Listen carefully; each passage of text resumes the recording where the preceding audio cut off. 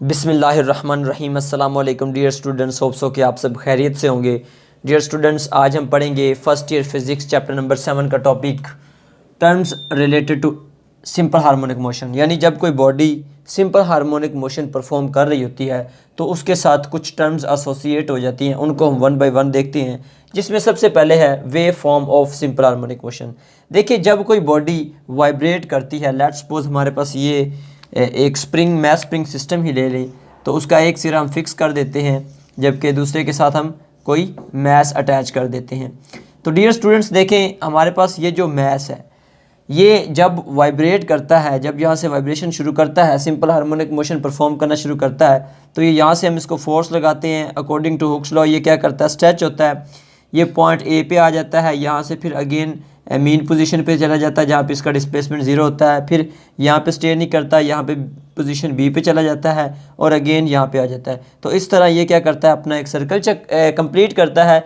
और इसकी vibration complete होने पे साथ साथ एक वेव फॉर्म भी हो रही होती है। जैसे ये यहाँ से मीन है, यहाँ से स्टार्ट करता है, एक्सट्रीम पे जाता है तो ये एक्सट्रीम पे चला जाता है, अगेन फिर मीन पे आता है तो फिर ये मीन पे आ जाता है, फिर अगेन ये एक्सट्रीम पे जाता है, सेकंड एक्सट्रीम पे, तो फिर ये एक्सट्रीम पे, फिर अगेन मीन पे आ जाता है तो ये यू मीन पे आ जाता है। तो इस तरह हमारे पास ये इसके साथ एक वेव एसोसिएट हो जाती है जो हमें क्या बताती है, डिस्प्लेसमेंट और हमें डायरेक्शन बताती है। सो द वेव फॉर्म क्या होती है, the curve representing the variation of displacement with time. तो जो डिस्प्लेसमेंट हमारा टाइम के साथ साथ चेंज हो रहा है उसके बारे में हमें ये इन्फॉर्मेशन वेव फॉर्म दे रही होती है।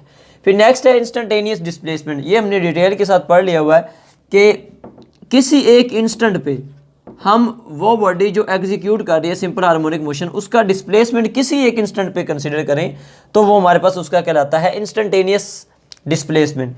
यानी simple harmonic motion, in simple harmonic motion the value of displacement at any instant of time. किसी वक्त के लम्हे में हम जो है वो बॉडी का जो है वो डिस्प्लेसमेंट देखें तो वो उसका इंस्टेंटेनियस डिस्प्लेसमेंट होता है। और इसके लिए हमने ये फार्मूला भी डिराइव किया था, x is equal to x naught sine theta. इसमें ये x क्या है, इंस्टेंटेनियस डिस्प्लेसमेंट, x नॉट ये हमारे पास एम्पलीट्यूड है, ये मैक्सिमम डिस्प्लेसमेंट, और ये थीटा क्या है, हमारे पास एंगल है जो वेरी कर रहा है।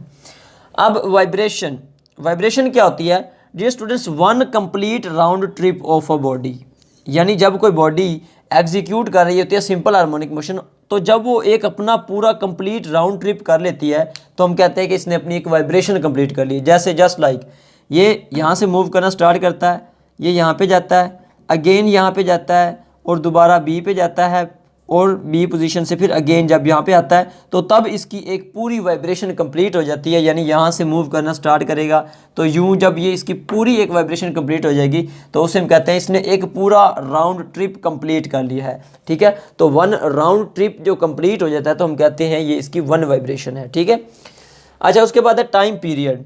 डियर स्टूडेंट्स के ये जो टाइम, जो एक वाइब्रेशन पूरी होने में जितना टाइम लगता है बॉडी को, जब बॉडी एग्जीक्यूट कर रही है सिंपल हार्मोनिक मोशन, तो उस पूरी वाइब्रेशन को कंप्लीट करने में, इस पूरी वाइब्रेशन को कंप्लीट करने में जितना उसको टाइम लगा है, यहाँ से लेके यहाँ तक जो इसको टाइम लगा है वो उसका कहलाता है टाइम पीरियड। ठीक है, तो टाइम पीरियड क्या है, the time required for one complete vibration. इसको हम रिप्रेजेंट कैसे करते हैं, कैपिटल टी से, और इसका यूनिट क्या होता है, टाइम को हम सेकेंड में मेजर करते हैं।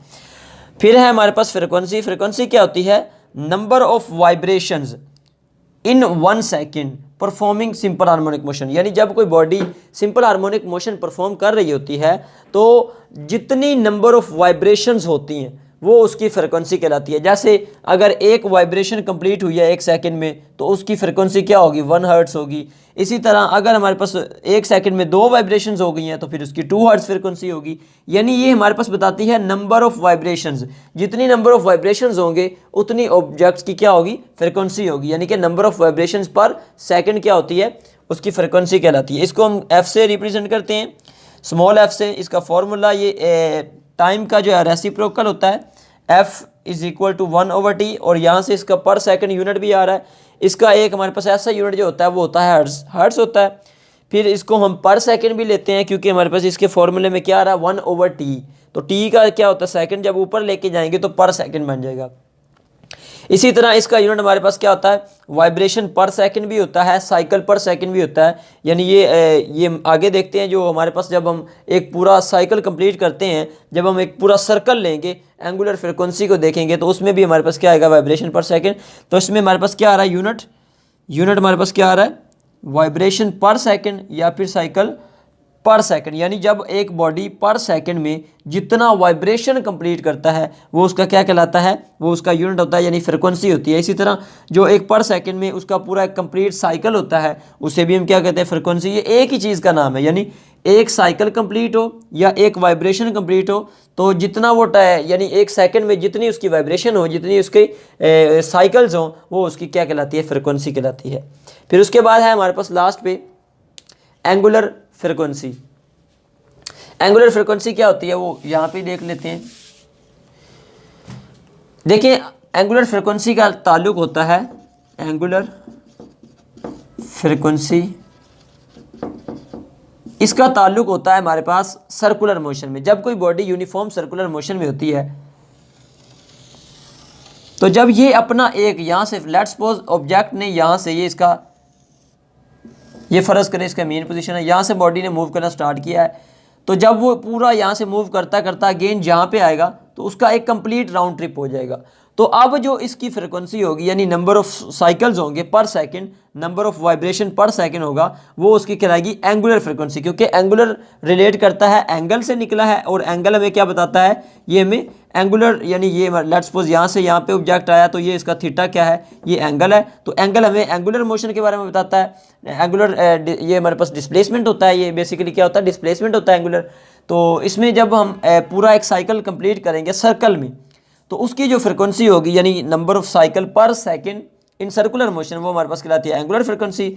इसको हम डिनोट करते हैं omega c is equal to, अब ये देखें जब बॉडी यहाँ से मूव करती हुई पूरा एक सर्कल कंप्लीट करती है, तो हमारे पास क्या आता है, डिस्टेंस 2 पाई।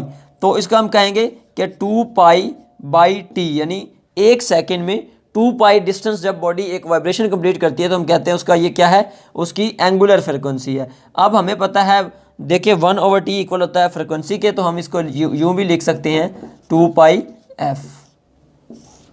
ठीक है, तो ये था हमारे पास angular frequency is equal to 2 pi f आ गया। ये हमारे पास टर्म्स थी जो कि एसोसिएट करती हैं जब कोई body simple harmonic motion execute कर रहा होता है। होप्स हो कि आपको अच्छी तरह से समझ आ गया होगा। अगर फिर भी कोई क्वेश्चन हो तो कमेंट बॉक्स में पूछ सकते हैं। अपना बहुत बहुत ख्याल रखिएगा। अल्लाह हाफिज़।